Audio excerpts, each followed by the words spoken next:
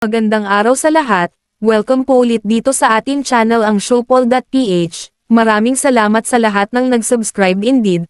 Punta tayo sa ating viral SOCMED for today, April 1, 2026. Mula sa Facebook page ni Rep. Leandro Legarda Leviste.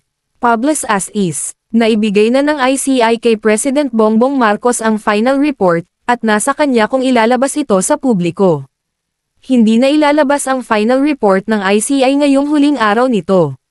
Nagpapasalamat ako kay ICI Chairman Andy Reyes at sa iba pang mga miyembro ng ICI na nagbahagi ng kanilang mga sentimiento ngayong huling araw ng ICI. Nakiusap ang ICI na huwag i-quote sa media ang ilan sa mga sinabi nila sa akin, at hindi na rin sila humaharap sa media tulad ng dati. Hindi na ilabas ng ICI ang final report dahil sa pangambang maaari silang balikan kung matutukoy kung sino ang may pananagutan sa korupsyon sa DPWH. Hindi sila binigyan ng contempt powers o immunity. Hindi sila binigyan ng budget habang isinasagawa ang mga investigasyon. At hindi rin ipinasa ng Kongreso ang batas na magtatatag sana ng isang Independent People's Commission upang maipagpatuloy ang kanilang trabaho. Kaya mawawalan na ng trabaho ang mga empleyado ng ICI bukas. Dahil sa mga kakulangang ito, walang matutukoy na mastermind ng korupsyon sa DPWH ang final report ng ICI.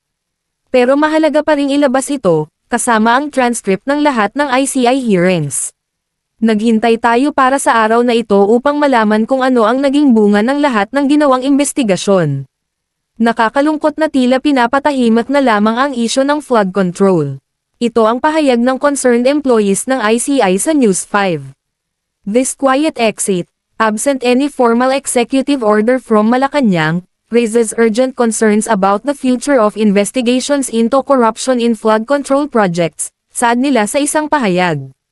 The ICI was established to probe anomalies in infrastructure spending, particularly flood control initiatives that directly affect the safety of millions of Filipinos. Its closure, without transparency or due process, effectively halts inquiries into alleged overpricing, ghost projects, and kickbacks, issues that have long plagued public works, dagdag nila.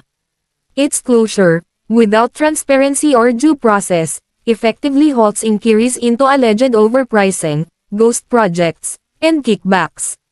The manner of closure, employees told to live quietly, without a clear directive, undermines confidence in government commitments to reform.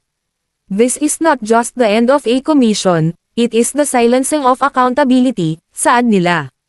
E-follow ang Facebook ni Congressman Leandro Leviste. E-click ang mga link sa description box.